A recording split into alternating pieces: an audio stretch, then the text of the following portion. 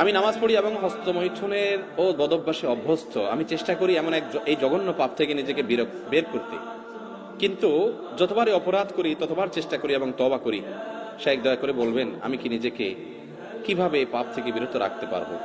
ভাই, এই বিষয়ে এর আগেও বারবার বিভিন্ন যুবকরা বলেছেন। আল্লাহি, আল্লাহর কসম, আমার খুব ভালো লাগে যখন আমার যুবক ভাইরা এই সমস্ত প্রশ্ন করেন, যে প্রশ্নের মাধ্যমে তিনি ভালো পথে আসার জন্য ছটফট করতে থাকেন। শয়তানের সাথে পারেন না, ইবলিস তাকে অন্যায়ের পথে, হারামের কাছে নিয়ে যায়। তিনি চান একটু আসার জন্য। আল্লাহ তাআলা আমার এই ভাইদেরকে সাহায্য করুন। আল্লাহ আমাদেরকে হারাম থেকে বের হয়ে আসার মতো ইমানি শক্তি দান করুন। ভাইরা আমার, গুনাহ তো আমরা সবাই কম বেশ করি। কয়জন আছেন গুনাহ করার পর গুনাহ থেকে বাঁচার জন্য ছটফট করেন, তওবা করার জন্য? তো এই সমস্ত ভাইরা যারা তওবার জন্য ছটফট করেন, আমি তাদের ব্যাপারে সুধারণা রাখি, আমার আল্লাহ তাদেরকে তওবার তৌফিক দিবেন ইনশাআল্লাহ।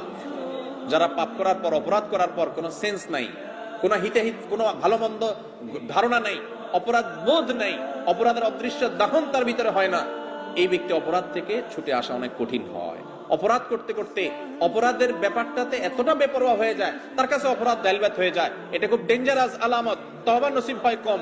চোখের পানি ফেলেন যে আল্লাহ, পাপ তো করি, তোমার কাছে দিলটা নরমও হয় না।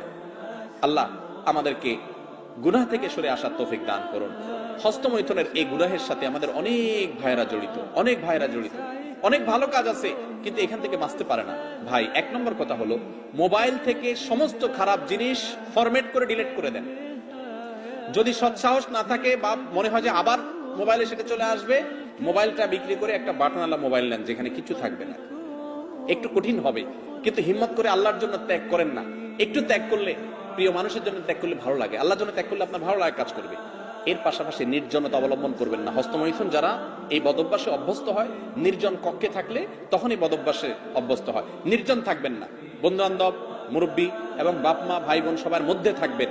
একাকিত্ব অবলম্বন করবেন না, কারণ একাকিত্ব হলে শয়তান এটা করায়। বেশি না, 2-4 মাস যদি একটু কষ্ট করে, স্ট্রাগল করে মোবাইল টোবাইল, ফেসবুক, ইউটিউব এগুলো থেকে সরে থাকতে পারেন, হারাম সম্পর্ক থেকে দূরে থাকতে পারেন।